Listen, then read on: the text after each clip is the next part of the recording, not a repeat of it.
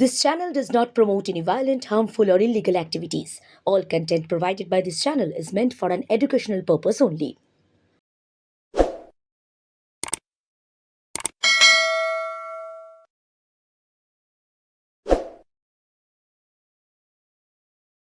নমস্কার, বিশ্ব বাংলা সংবাদ প্লাসে আপনাদেরকে স্বাগত।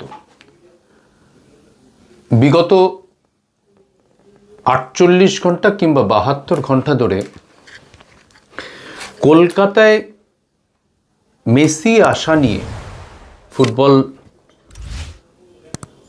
ফুটবলের এই মুহূর্তে বিশ্বসেরা যে মানুষটি, তার কলকাতায় আসা নিয়ে বিতর্ক তৈরি হয়েছে। বিতর্ক মাঠের মাঝখানে, তাকে লোকে দেখতে পায়নি, তাকে ঘিরে রেখেছিল প্রচুর মানুষ। সেই ক্ষোভ এবং বিক্ষোভ থেকে স্টেডিয়ামে ভাঙচুর ইত্যাদি সব মিলিয়ে একটা অপ্রীতিকর পরিস্থিতি তৈরি হয়েছে।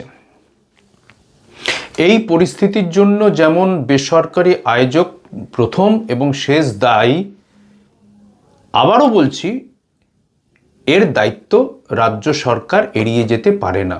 এত বড় একটা ইভেন্ট হচ্ছে, রাজ্য সরকারের পুলিশ প্রশাসন এবং রাজ্য সরকারের স্টেডিয়াম, সেইখানে হচ্ছে অনুষ্ঠান হচ্ছে, সবটাই রাজ্য সরকার নিয়ন্ত্রিত। ঠিক সেখানে দাঁড়িয়ে রাজ্য প্রশাসন এটাকে এই দায় এড়িয়ে যেতে পারে না। কিন্তু এই সুযোগে বামেরা কিছু ভিডিও ছেড়েছে ফেসবুকে, সোশ্যাল মিডিয়াতে, এবং বলা হচ্ছে বামেদের সময় এসেছিলেন ফুটবলের রাজপুত্র দিয়েগো মারাদোনা, এসেছিলেন। দেখিনি, বলা হচ্ছে কত প্ল্যান্ড ওয়েতে, পরিকল্পনা করে অনুষ্ঠান হয়েছিল, কত মানুষ এসেছিল, কোথাও এক বিন্দু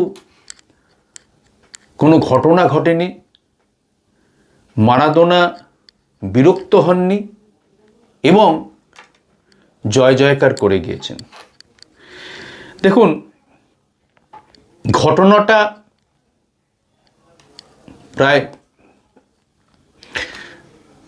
প্রায় 2 দশক আগেকার ঘটনা হলেও মারাদোনার আসার মানুষের স্মৃতি বড্ড বিশ্বাসঘাতকতা করে, তো ফলে সিপিএমের লোকজন কিন্তু এই সুযোগটা কাজে লাগিয়ে তাঁরা কত অর্গানাইজড প্রোগ্রাম করতে পারেন তার একটা ব্যাখ্যা দেওয়ার, ছবি তোলার চেষ্টা করছেন। এই যে ছবি তোলার চেষ্টা বা ছবি তৈরি করার চেষ্টা সিপিএমের, এটা আসলে পুরোপুরি মিথ্যাচার। সিপিএম এই পর্যায়ে নেমে এসেছে বলেই মানুষের বিশ্বাস এবং বিশ্বাসযোগ্যতা কিন্তু তলানিতে এসে ঠেকেছে।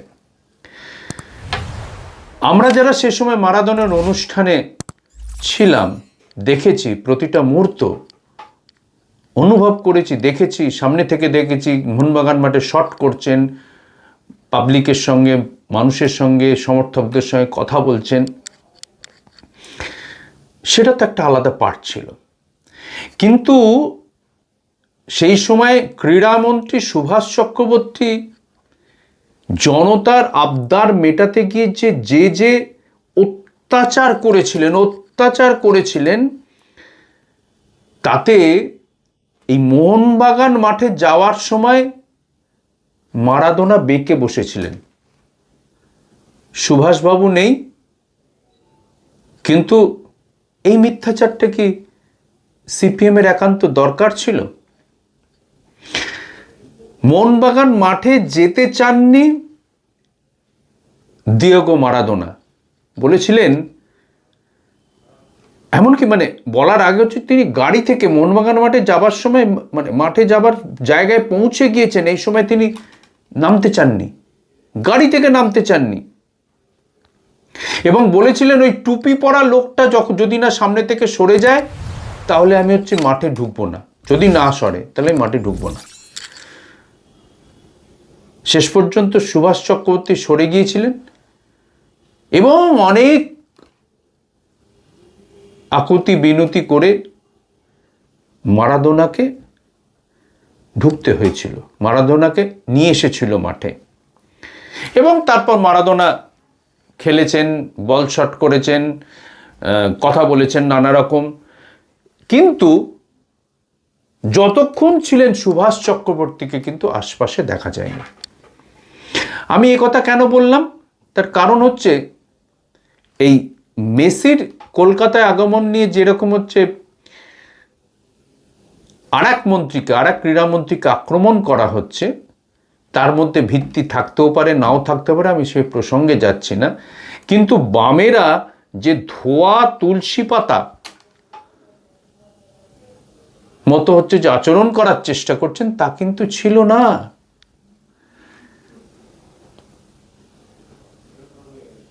মহেশতলায় তখন সিপিএম সাংসদ ছিলেন শ্রমিক লাহিড়ী, এখন গণশক্তির সম্পাদক। এবং কিভাবে ভোটে জেতার জন্য তাঁর এলাকায় দিয়েগো মারাদোনাকে কাজে লাগিয়েছিলেন নির্লজ্জ বেহায়ার মতো, তা দেখা গিয়েছিল, যদিও তাতে কোনো লাভ হয়নি। যুব ভারতী নিয়ে অনেকে নানা কথা বলছেন।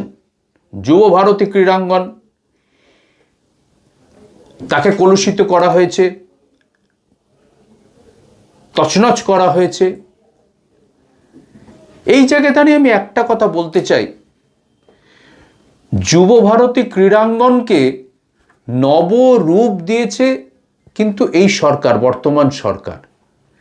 একটা সময় এমন হয়েছিল যে যুব ভারতী ক্রীড়াঙ্গনে কোনো খেলা হতো না, এমন হয়েছিল যে যুব ভারতীতে যে কোনো সময় ভেঙে পড়তে পারে, বিরাট খরচা রয়েছে, এই সমস্ত কথা ভেবে যুব ভারতীতে খেলা পর্যন্ত ফেলা হচ্ছিল না। বর্তমান সরকার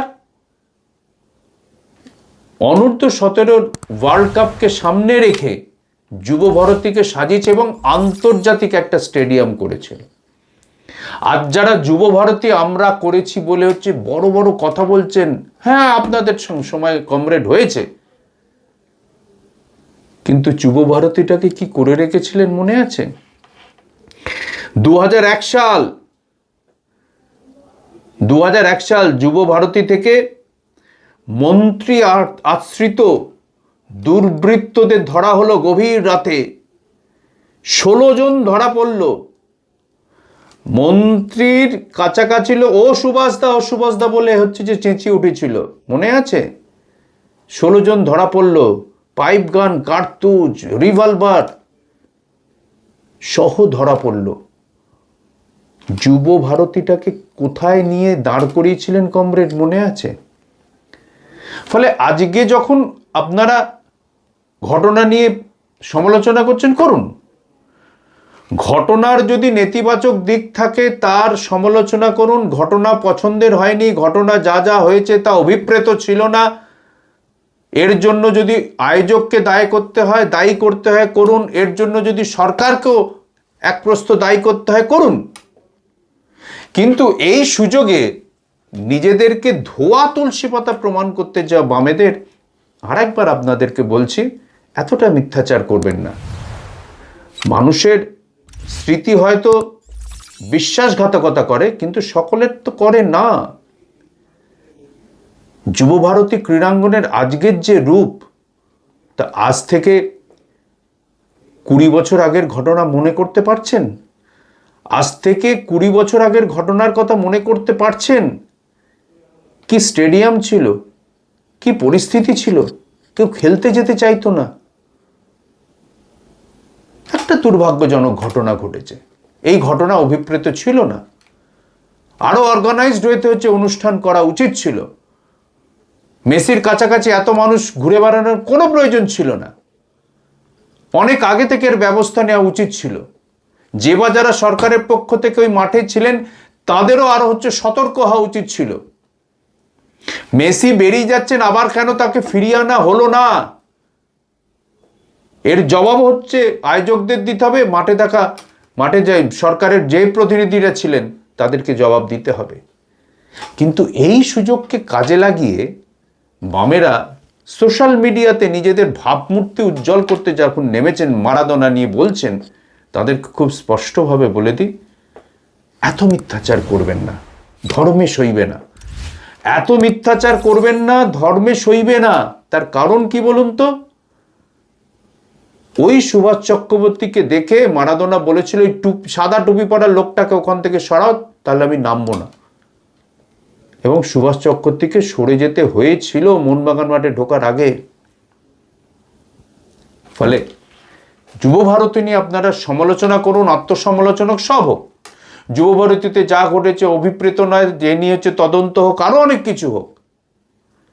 কিন্তু এই সুযোগে যে বামেরা নিজেদেরকে ধোয়া তুলসী পাতা প্রমাণ করতে নেমেছেন এবং মারাদোনার ভারতে আসা, কলকাতায় আসার কে সামনে তুলে ধরার চেষ্টা করছেন, তাদের বলবো, মারাদোনা এসেছিলেন, কিন্তু তার পিছনের ইতিহাসটা নিয়ে হচ্ছে মিথ্যাচার করবেন না, মিথ্যা কথা বলবেন না, অসত্য কথা বলবেন না, ধর্মে সইবে না।